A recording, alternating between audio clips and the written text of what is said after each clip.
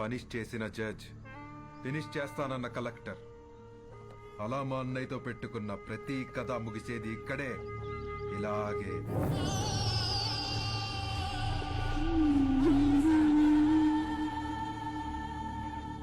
Enjoy the death, enjoy the death, enjoy the death, enjoy the death.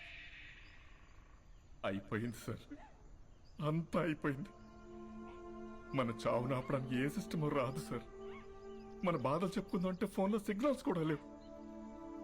నాకు 3 నెలల పాప sir, premature baby, ఇంక్యుబేటర్లో ఉంది. తనని చూడకుండా పోతానన్న బాధ లేదు సార్.